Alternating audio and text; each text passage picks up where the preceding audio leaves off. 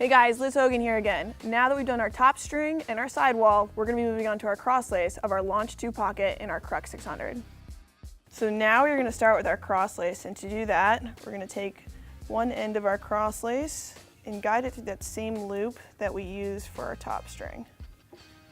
Okay. And we want to make sure that we have equal lengths, or just about. And then we're actually going to tie just a regular old knot. Okay, this is going to secure our crosslace there so that you can work on both sides. So when we're stringing, we always string from the inside to the outside. So I'm going to start by stringing this inside. And we're going to do very similar to our sidewall and top string. You're going to go over the runner, come back up, making sure that you catch that loop. Okay? And you'll notice that I'm using my hand to kind of maintain that integrity of the channel. If I don't, then it'll just fall flat. So I'm trying to keep my hand there to kind of pretend as if there was a ball in there. Now I'm going to go over to the nylon runner side. I'm going to do the exact same thing. So I'm going to take my crosslace, going to go over it, come back under, and again, making sure that I get that knot. And you'll notice I made a triangle here. Okay, so you want to make sure that your triangle isn't too one-sided, so I wouldn't put it there, and I wouldn't put it all the way down here. You're trying to make a very equal triangle. Okay, then I'm going to repeat the same process, but I'm going to go to the next diamond over here. So I'm going to drive my crosslace through, bring it up, and again, creating that knot. Okay, you want to make sure that these are also pretty tight. If you're too loose, then your pocket's going to be very inconsistent, possibly too deep. Okay, I'm going to go back over to my nylon, creating a very symmetrical triangle if I can. Go back to the side, again over, coming back under, connecting. You're going to do this all the way down, and you'll notice that your triangles start to get smaller and smaller. Okay. Work all the way down. And if it moves, that's okay, we'll just correct it. Again. Make sure you keep moving from the runner back to the nylon, and from the runner back to the nylon. As you get closer to the bottom, like towards the throat of the head, you're going to want to get a little bit tighter. Okay, you want your pocket to be up towards the top of the head, where the ball sits. You don't want it to be towards the base of the head. So you'll see as I'm getting here, I'm actually going to adjust my grip so that now I can just focus on the runner and keeping this part tight. Again, same thing the whole way down. I'm going up and around, coming back, getting that knot, getting tighter because I'm closer to the base of the head.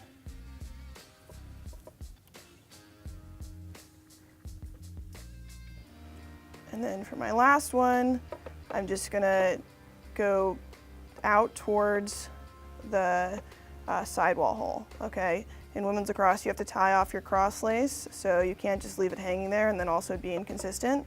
You're going to take it, bring it towards the outside, going through that same hole that you used for your sidewall string, and then you're going to use a double overhand knot and tie it off.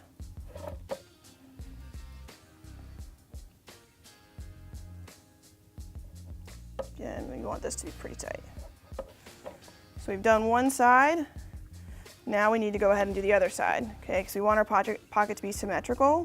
So we don't want to go ahead and do the outside and then have our pocket pulled this way. We really want to make sure that we do the centers and then we work our way towards the outside. So I'm going to go ahead and grab my other piece of crosslace.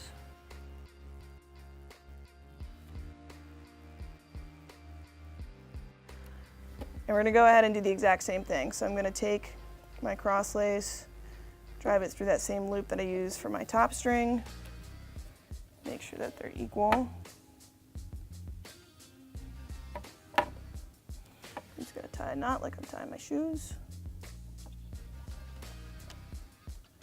Make sure that's tight.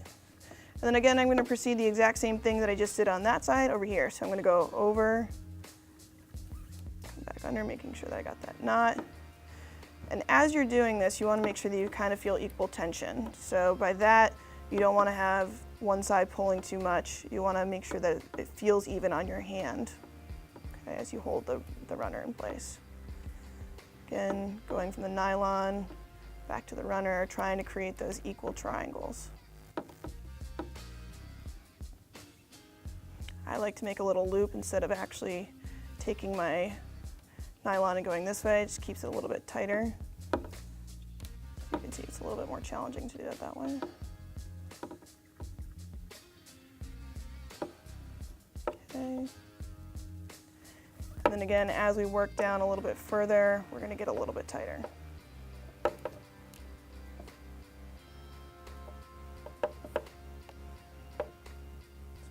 Whole way down, trying to keep those equal triangles.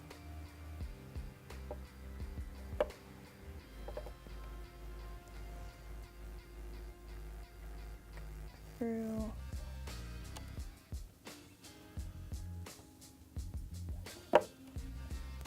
All the way down to the end.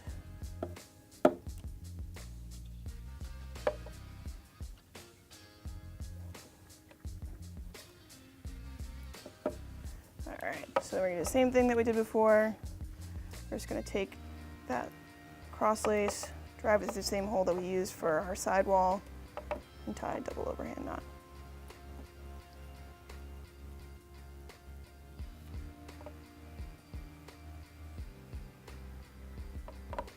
Okay, so now we have our center going, and you can see we got our channel. They all look pretty symmetrical. All right, so the knots on each side should be about the same place. Okay, so now we're going to start with the outside. And the outside gets a little tricky because when we interlock our knots, which means when we bring the cross lace back together, they need to make a proper knot. So we'll get to that. But the first thing is we're going to go towards the outside. Okay, so just like we went away from the center nylon, we need to go away, and that stays the same. So we're going to go from the top back in. We're going to pull tight. Okay. Now, instead of going over and coming back, we actually need to go under. Okay.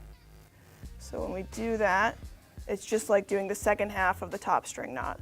So we're going to come under and again lock that loop. And you'll see that now our cross lace interlocks. Okay, if you do it incorrectly and you go over both times, you'll see that you have an X formed. Okay, you want to have a nice smooth interlock, so that's why we switch up going under and over. Okay, so into my nylon, now I'm going to go back out to my sidewall. Again, this one is over as it was normally. I'm going to come to this one. I need to go under, coming through that hole. Okay, so when I come, I'm actually interlocking this cross lace through the knot that I've already created. So I don't come here, I actually find that loop that it's created and come back up. Again, making sure that I lock that cross lace. Okay, so when you look at it from this side, you can also see that they're interlocked. Okay, the nylons actually go in between one another. Okay, so now I'm going to go back over to my sidewall, the normal knot.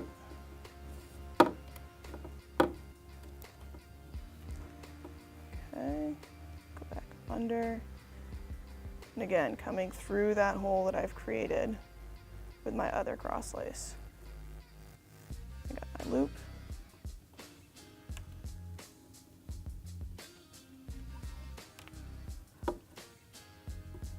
Okay, and the same thing, I'm trying to create equal triangles over here on the sidewall. However, you might run into a couple sidewall knots, so you got to just pick and choose where you go. I'm going to stay on the same one.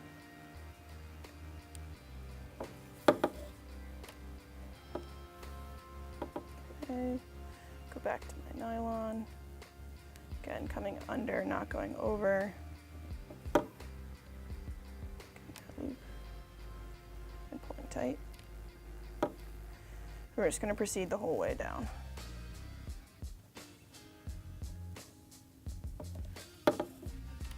Again, as you get closer to the bottom of the head, you want to pull a little bit tighter, forcing that ball to go towards the top, where the sweet spot is.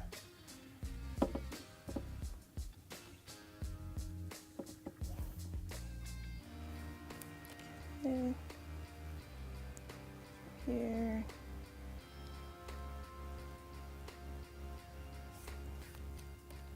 Tight.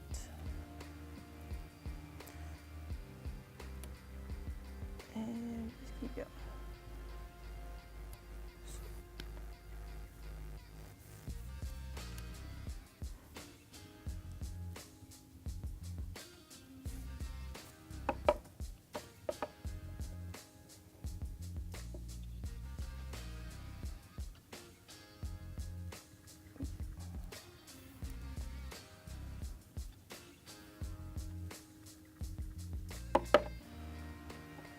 And then I actually am going to go through that last interlock that I did, even though it looks kind of funky, because I had to tie off. You're simply just going to come in, just like we did before. There's that little loop there. Hard to see. You can see that little loop. I'm just try to drive it through. And then the same thing, we're going to tie off. This might be a little challenging because it's going to be our third string going through this hole. But again, just coming from the outside in and then tying off.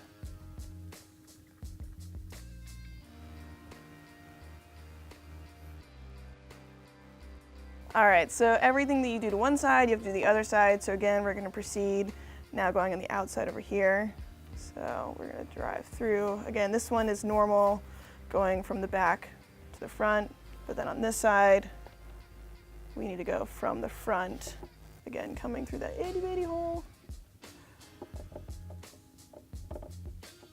And then going through that loop that we created.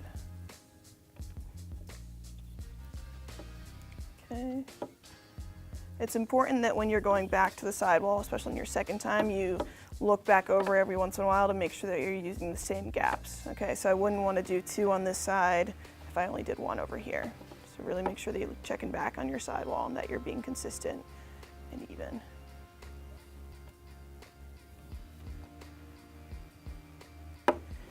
Here, check back over.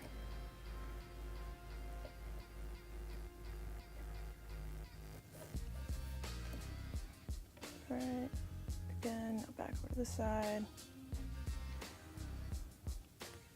Get through that hole.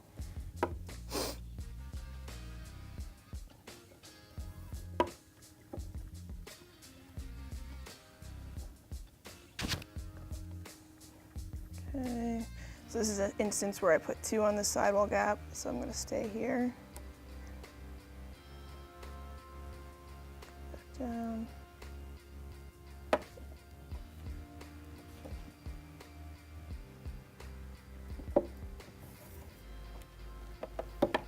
Okay, go back here.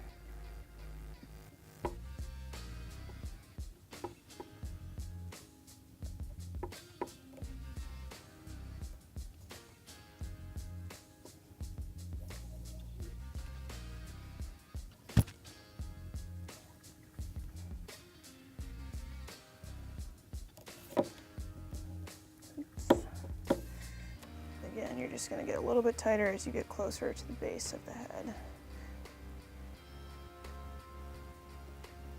Back through that hole.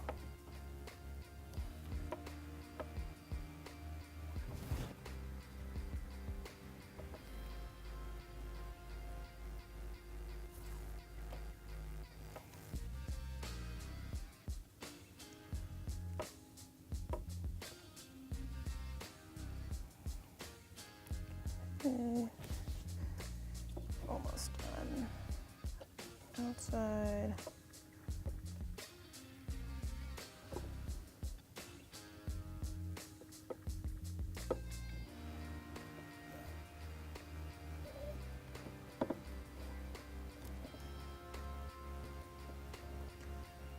Okay. Last one.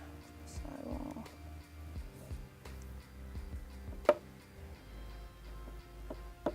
And you're going to come back up. This is the most difficult one.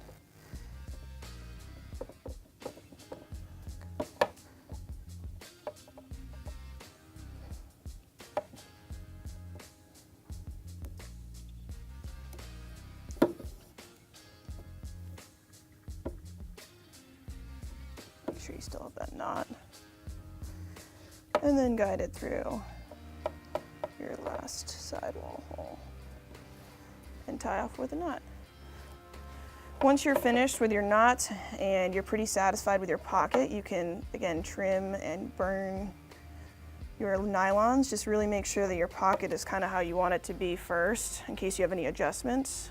Okay, so I got my pocket pretty much how I want it, so I'm going to go ahead, I'm going to trim these off so they don't get in the way when I'm cradling or just pass it around. Okay, so that is your cross lace, and now we're going to move on to our shooting strings.